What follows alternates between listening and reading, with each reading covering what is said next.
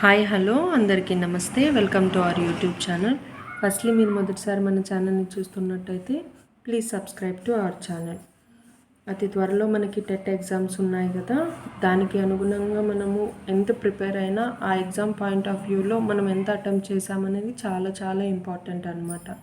So దానికోసం కొన్ని tips tricks, ఆ టైంలో ఫోకస్డ్గా ఉండడం అనేది చాలా ఇంపార్టెంట్. సో ఈరోజు మనము క్వశ్చన్ ట్యాగ్స్, అలాగనే యాక్టివ్ వాయిస్ ప్యాసివ్ వాయిస్కి సంబంధించిన కొన్ని ట్రిక్స్ ఈజీగా పాయింట్అవుట్ చేసి మనము కరెక్ట్ ఆప్షన్ని ఎలా ఐడెంటిఫై చేయాలో చూసుకుందాము. First active voice passive voice చూద్దాం. తెలుసు కదా structure. Active voice passive voice అందరికీ తెలిసిన విషయమే. కాకపోతే యాక్టివ్ వాయిస్ పాసివ్ వాయిస్కి సంబంధించి కొన్ని ఇంటరాగేటివ్ సెంటెన్సెస్ ఇస్తే ఎలా ఐడెంటిఫై చేసి దాన్ని పాసివ్ వాయిస్లోకి ఎలా మార్చాలి, అలాగనే ఇంపరేటివ్ సెంటెన్సెస్ని ఎలా మార్చాలి అనేది మాత్రం చూద్దాము. ఫస్ట్ అసలు పాసివ్ వాయిస్ ఎలా మార్చాలి యాక్టివ్ వాయిస్లో ఉండే స్ట్రక్చర్ చూద్దాము. జస్ట్ ఇఫ్ ఇన్ కేస్ ఇచ్చిన సెంటెన్స్ అనేది active voice sentence subject present టెన్స్లో ఉంది అనుకుందాము. Subject do or does plus verb V1లోనే ఉంటుంది కదా ఆబ్జెక్ట్. అది జస్ట్ ఎగ్జాంపుల్ తీసుకుందాము. వీ లెర్న్ ఇంగ్లీష్, ఇది ఒక స్టేట్మెంట్ వాళ్ళు ఇచ్చిన సెంటెన్స్ అనమాట. సో దాన్ని మనల్ని పాసివ్ వాయిస్లోకి మార్చాలి అంటున్నారు అనుకుందాము. సో దానికి మనం ఎలా చూసుకోవాలి అంటే ఇచ్చిన సెంటెన్స్ ఏ ఫామ్లో ఉంది, పాస్ట్ టెన్స్లోనా, ప్రజెంట్ టెన్స్లోనా, ఫ్యూచర్లో ఉందా అనేది స్ట్రక్చర్ చూసుకుంటాం అనమాట. దాన్ని బట్టి స్ట్రక్చర్ ఇలా రాసుకోవాలి, లేదా మన మైండ్లో అయినా జస్ట్ ఇమాజిన్ చేసుకోవాలన్నమాట. దాన్ని వెంటనే మనము ఎలా మార్చాలి, అప్పుడు వెంటనే ప్యాసివ్ ఫామ్కి ఉన్న స్ట్రక్చర్ని మార్చుకోవాలన్నమాట. సో ఇక్కడ ఉన్న ఆబ్జెక్ట్ అనేది సబ్జెక్ట్ లాగా చేంజ్ అవుతుంది అనమాట. సో ఫ్రంట్ సైడ్కి వచ్చేస్తుంది, అప్పుడు ఇంగ్లీష్ వస్తుంది. English is. Do or does forms అంటే ప్రజెంట్ టెన్స్లో ఉన్న డూ ఆర్ డస్కి మనము ఈజ్ కానీ యామ్ కానీ ఆర్ కానీ ఇచ్చిన స్టేట్మెంట్ని బట్టి, ఇప్పుడు ఇంగ్లీష్ అనేది సింగులర్ కాబట్టి ఇక్కడ యామ్ అనేది ఐకి వాడతాము, ఆర్ అనేది ప్లూరల్కి వాడతాము. సో మిగిలింది ఒకటి ఈజ్ అనమాట. So English is learned by us. ఎందుకు లెర్న్ట్ వచ్చింది, V1లో ఉండేది ప్యాసివ్ ఫామ్లోకి వచ్చేసి V3లోకి చేంజ్ అవుతుంది. బై ఖచ్చితంగా ప్యాసివ్ ఫామ్లో యాడ్ చేయాలి. అలాగని వి అనేది అజ్ లాగా చేంజ్ అవుతుంది అనమాట. సో సబ్జెక్ట్ ఎండ్ ఫామ్లోకి వచ్చేస్తుంది అనమాట. So English is learned by us, ఇది ప్రజెంట్ టెన్స్లో ఉన్నది పాసివ్ ఫామ్లోకి మార్చేసినామన్నమాట. అలాగనే ఇక్కడ చూడండి, ఒకవేళ హ్యాష్ కానీ హ్యావ్ కానీ వస్తే దానికి బీన్ యాడ్ చేస్తాము. అట్లా మిగతాదంతా సేమ్ అనమాట. V3 ఉంటుంది, బై యాడ్ చేయాలి, సబ్జెక్ట్ ఆబ్జెక్ట్ అవుతుంది, ఆబ్జెక్ట్ సబ్జెక్ట్ లాగా మార్చి రాస్తామన్నమాట. సో ఇక్కడ ఒకవేళ పాస్ట్ ఫామ్లో ఉంటే, పాస్ట్ ఫామ్లో ఎట్లుంటుంది స్టేట్మెంట్లోనే వాజ్ కానీ వర్ కానీ ఉంటుంది అనమాట. సో వాజ్ కానీ వర్ కానీ ఉంటే దానికి జస్ట్ V3లోకి రాస్తాము, బై యాడ్ చేసి సబ్జెక్ట్ యాడ్ చేస్తామన్నమాట. సో చూద్దాము ఎగ్జాంపుల్గా. షీ హ్యాస్ ఫినిష్డ్ హోంవర్క్ అనేది వాళ్ళు ఇచ్చిన స్టేట్మెంట్ అనమాట, అది యాక్టివ్ వాయిస్లో ఉంది. అప్పుడు మనం ఎలా మారుస్తాము దాన్ని, సో హోంవర్క్ ఇక్కడ ఆల్రెడీ హ్యాస్ ఉంది కాబట్టి హ్యాస్కి బీన్ యాడ్ చేస్తామన్నమాట. ఫినిష్డ్, సో ఆల్రెడీ స్టేట్మెంట్లో కూడా అదే ఉంది కాబట్టి finished by her, by add చేయాలని చెప్పాము కదా. So homework has been finished by her, ఇది ప్యాసివ్ ఫామ్ అనమాట. సి ఇక్కడ why wrote an example, leave about this. ఇప్పుడు డైరెక్ట్గా ఇది ఒక స్టేట్మెంట్ లాగే చూద్దాము. I wrote an exam. So ఇది ఏంటి, పాస్ట్ ఫామ్లో ఉంది అని అర్థం అయిపోతుంది, ఎందుకంటే రోట్ అని ఉంది కాబట్టి. సో రోట్ ఇక్కడ ఏంటి, యాన్ ఎగ్జామ్ ఫ్రంట్ సైడ్లోకి రావాలి, ఆబ్జెక్ట్ ఫ్రంట్ సైడ్లోకి రావాలి కాబట్టి యాన్ ఎగ్జామ్. ఇప్పుడు ఇది పాస్ట్ ఫామ్లోకి మనం హెల్పింగ్ వర్బ్గా ఏం వాడాలి, వాజ్ కానీ వర్ కానీ రావాలన్నమాట. సో యాన్ ఎగ్జామ్ అనేది సింగులర్ కాబట్టి వాజ్ వాడతాం అనమాట. వర్ అంటే ప్లూరల్ ఫామ్కి వాడతాం. యాన్ ఎగ్జామ్ వాజ్ రిటర్న్, ఎందుకంటే V3లోకి చేంజ్ చేయాలని చెప్పాం కదా, పాసివ్ ఫామ్లోకి వచ్చేసరికి ఖచ్చితంగా V3లోకే చేంజ్ చేయాలి. రోట్ అనేది V2, ఇప్పుడు V3 అవుతుంది. రోట్ రైట్, రోట్, రిటర్న్ అంటాం కాబట్టి రిటర్న్, బై యాడ్ చేయాలి మీ. ఇక్కడ ఐ అనేది మీ లాగా చేంజ్ అవుతుంది అనమాట సబ్జెక్ట్. ఓకేనా. నెక్స్ట్ విల్ ఆర్ షెల్, ఇది ఫ్యూచర్ ఫామ్లోకి వచ్చేది అనమాట. I shall ask him, him అంటే హీ అవుతుంది. విల్, షెల్ అనేది విల్ లాగా చేంజ్ అవుతుంది. ఈ ఫ్యూచర్ ఫామ్కి మాత్రం ఖచ్చితంగా బీ యాడ్ చేస్తామన్నమాట. ఒకటి నోట్ చేసుకోవాలి. ఫ్యూచర్ ఫామ్లో ఉన్న వాటికి బీ వస్తుంది. ఆస్క్డ్, ఇక్కడ ఆస్క్ ఉంది కాబట్టి ఆస్క్డ్ వస్తుంది. తర్వాత బై యాడ్ చేయాలి మీ. ఒకటి ఐ అనేది మీలాగా చేంజ్ అవుతుంది అనమాట. ఇది జనరల్గా అందరికీ తెలిసినదే, జస్ట్ నార్మల్ మెథడ్లో అందరూ నేర్చుకునే విషయమే. కానీ ఇక్కడ మనం బాగా గుర్తించాల్సిన విషయం ఏంటంటే, ఒకవేళ ఇచ్చిన స్టేట్మెంట్ అనేది ఇంటరాగేటివ్ సెంటెన్స్ అంటే అవి జస్ట్ నార్మల్ యాక్టివ్ ఫామ్లో ఉన్న నార్మల్ స్టేట్మెంట్స్. అది ప్రెజెంట్ టెన్స్ అవ్వచ్చు, పాస్ట్ టెన్స్ అవ్వచ్చు, ఫ్యూచర్ టెన్స్ అవ్వచ్చు. కానీ ఇక్కడ ఇచ్చిన స్టేట్మెంటు ఒకవేళ ఇంటరాగేటివ్ సెంటెన్స్ అంటే క్వశ్చన్ ట్యాగ్ ఇచ్చారనుకుందాం, అంటే క్వశ్చన్ ఫామ్లో ఉంది అనుకుందాం. దీన్ని ఎలాగా మనము నార్మల్ స్టేట్మెంట్ లాగా పాసివ్ వాయిస్లోకి ఎలా చేంజ్ చేస్తాము అనేది చూద్దాము. ఇచ్చిన స్టేట్మెంట్ ఎగ్జామ్లో ఇది ఇచ్చారనుకుందాం, does she play cricket. Does she play cricket అనేది క్వశ్చన్ ఫామ్ ఇచ్చారు. దీన్ని మనము ప్యాసివ్ వాయిస్లోకి మార్చాలి. ప్యాసివ్ వాయిస్లోకి డైరెక్ట్గా మార్చాలేం కదా. సో మనము ఎలా ఈజీగా ఐడెంటిఫై చేయగలగాలి అంటే, క్వశ్చన్ ఫామ్లోకి ఇచ్చిన దాన్ని నార్మల్ స్టేట్మెంట్ లాగా యాక్టివ్ ఫామ్లోకి మార్చుకోవాలి. ఫస్ట్ యాక్టివ్ ఫామ్లోకి షీ ప్లేస్ క్రికెట్. ఎలా? షీ, ఇక్కడ ప్లే అనేది ఎస్ యాడ్ చేస్తాం, డస్ వచ్చింది కాబట్టి ఎస్ యాడ్ చేస్తాం. ప్లేస్ క్రికెట్ నార్మల్ స్టేట్మెంట్లోకి ఫస్ట్ చేంజ్ చేసుకొని తర్వాత దీన్ని ప్యాసివ్ ఫామ్లోకి మార్చుకోవాలి. Cricket is played by her. So cricket is played by her. మనకు ఆల్రెడీ స్టేట్మెంట్ స్ట్రక్చర్ తెలుసు కదా. ఆబ్జెక్ట్ వస్తుంది, తర్వాత ఈజ్ కానీ యామ్ కానీ ఆర్ వస్తుంది. ఇది ప్రజెంట్ ఫామ్లో ఉంది కాబట్టి సో ఇది V3లోకి చేంజ్ అవుతుంది. ఈ ఉన్న వర్బ్ అనేది V3లోకి చేంజ్ అవుతుంది. బై యాడ్ చేయాలి. ఇక్కడ ఉన్నది మార్చి సబ్జెక్టు షీ వస్తే హర్ వస్తుంది అనమాట. అదే హీ వస్తే హిమ్ వస్తుంది. ఇది తెలిసింది. ఇది నార్మల్ స్టేట్మెంట్ని ప్యాసివ్ ఫామ్లోకి మార్చాం. కానీ ఈ ఇచ్చిన సెంటెన్స్ అనేది ఇంటరాగేటివ్లో కాబట్టి ఇంటరాగేటివ్ని ఫామ్లోకి అంటే మార్చి రాయాలన్నమాట పాసివ్ ఫామ్లోకి. అప్పుడు ఏమవుతుంది, ఈ ఈజ్ అనేది ఫ్రంట్ సైడ్కి వస్తుంది. ఇక్కడ క్వశ్చనే ప్యాసివ్ ఫామ్లోది కూడా క్వశ్చన్ లాగే రాయాలన్నమాట. అప్పుడు ఈజ్ క్రికెట్, ఇక్కడ హాకీ రాసుకున్నాను నేను. క్రికెట్ ఇచ్చింది క్రికెట్ కాబట్టి cricket played by her. So question ట్యాగ్లో ఉన్న ఈ క్వశ్చన్ ఇంటరాగేటివ్ సెంటెన్స్ని మనం ప్యాసివ్ వాయిస్లోకి మార్చుకునే విధానం ఏంటి అంటే, ఫస్ట్ యాక్టివ్ వాయిస్లోకి మార్చుకొని దాన్ని ప్యాసివ్లో మార్చిన తర్వాత అక్కడున్న హెల్పింగ్ వర్బ్ని ఫ్రంట్ సైడ్కి తీసుకొస్తే ఆటోమేటిక్గా క్వశ్చన్ లాగా మారిపోతుంది అనమాట. ఇది యాక్టివ్ వాయిస్లో ఉన్న స్టేట్మెంట్. సో యాక్టివ్ వాయిస్లోకి మార్చి తర్వాత ప్యాసివ్ ఫామ్లోకి తర్వాత క్వశ్చన్ లాగా మార్చుకోవాలన్నమాట. ఇది మార్చుకునే విధానం. దీనికి ఇంకొక ఎగ్జాంపుల్గా తీసుకున్నాము. Will you stop smoking. Will you stop smoking అనేది స్టేట్మెంట్, ఇచ్చిన స్టేట్మెంట్. అంటే ఇది క్వశ్చన్ మార్క్ ఉంది కాబట్టి దీన్ని పాసివ్ వాయిస్లోకి ఎలా మార్చాలి. You will stop smoking. ఎందుకు? You will stop smoking normal స్టేట్మెంట్లోకి మార్చుకున్నాము. దీన్ని ప్యాసివ్ వాయిస్లో ఎలా మారుస్తాం? స్మోకింగ్ విల్ ఆర్ షెల్ వస్తే బీ వాడాలని చెప్పాం కదా. ఎందుకు? ఫ్యూచర్ ఫామ్లోకి బీ వస్తుంది కాబట్టి. స్మోకింగ్ విల్ బీ ఇది V3లోకి చేంజ్ చేయాలి. స్టాప్డ్ బై యాడ్ చేయాలి ప్యాసివ్ ఫామ్లోకి you. So smoking will be stopped by you. ఇది అనేది ఏంటి? Passive voice. ప్యాసివ్ ఫామ్లోకి చేంజ్ చేసాం.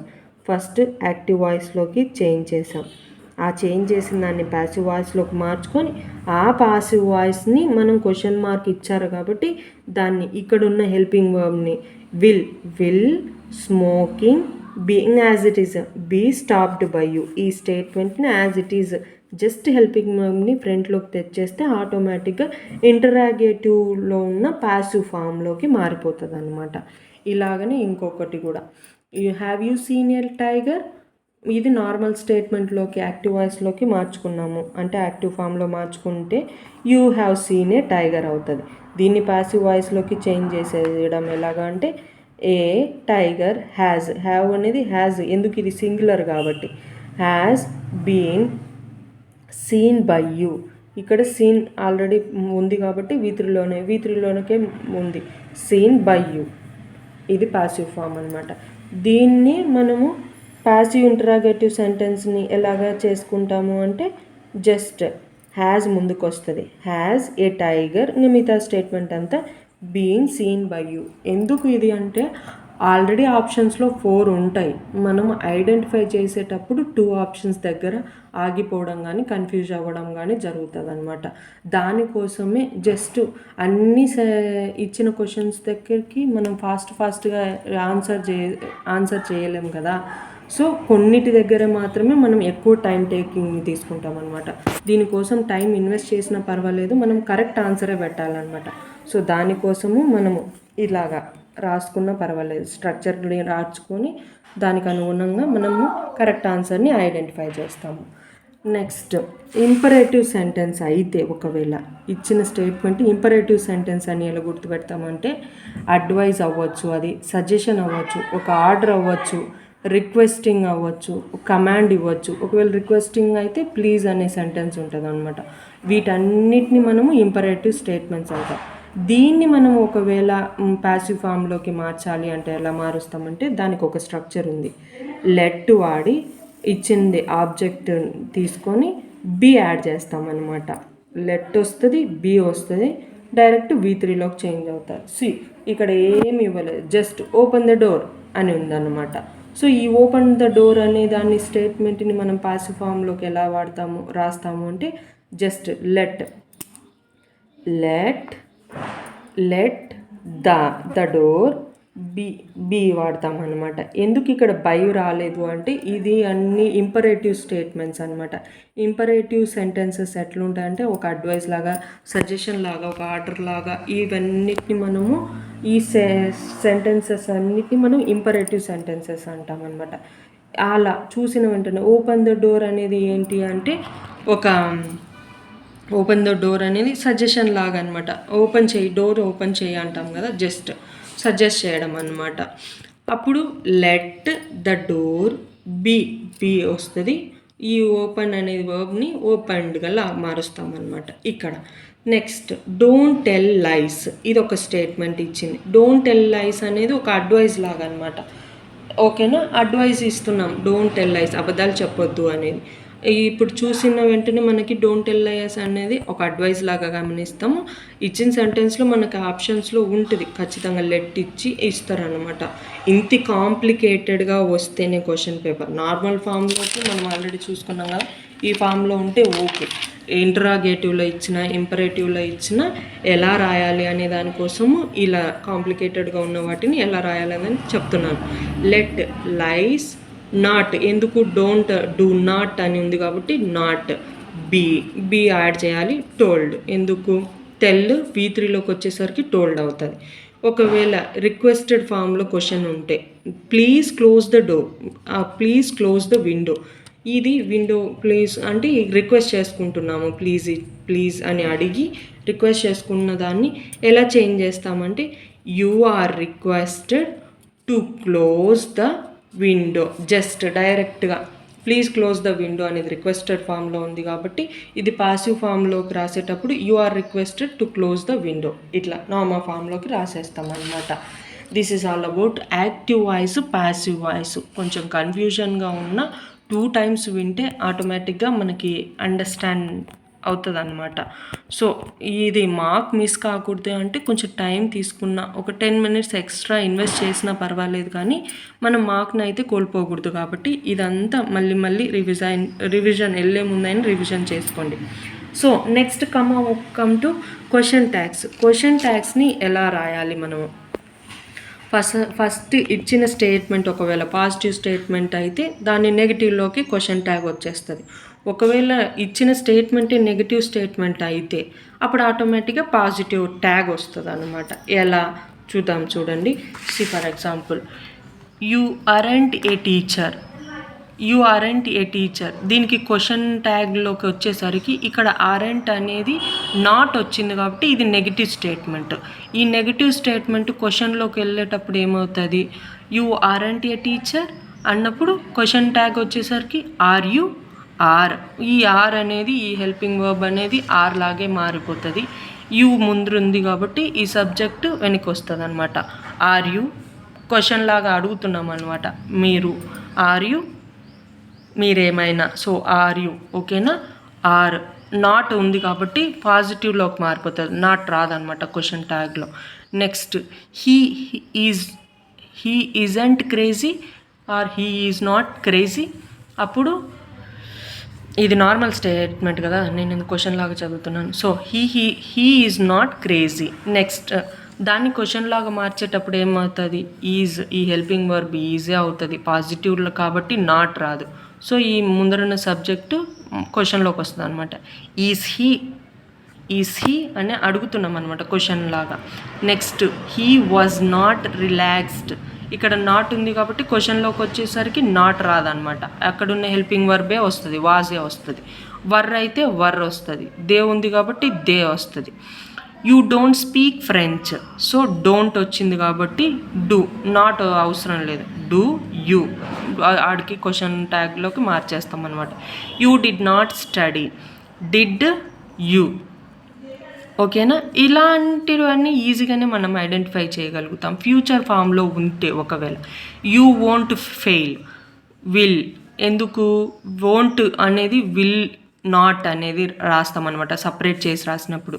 యూ విల్ నాట్ ఫెయిల్ అనే దానికి you won't fail. So will వస్తుంది, నాట్ ఏం రాయక్కర్లేదు. క్వశ్చన్లో ఒకవేళ అది నెగిటివ్ స్టేట్మెంట్ అయితే పాజిటివ్లో చేంజ్ చేయాలి, ఇది పాజిటివ్ అయితే ఇది నెగటివ్లోకి చేంజ్ చేయాలి. You could not, so could you అవుతుంది అనమాట. సో ఇంకా ఎగ్జాంపుల్స్ చూద్దాము. పాజిటివ్లో ఉంటే ఒకవేళ statement she is A doctor అనుకుందాము. సో అది క్వశ్చన్ లాగా మార్చాలి అంటే ఈజంట్ ఎందుకు నాట్ రావాలన్నమాట, ఇది పాజిటివ్లో ఉంది కాబట్టి. She is a teacher. అది పాజిటివ్ని నెగిటివ్లోకి మార్చాలంటే ఈజంట్సీ అంటామన్నమాట.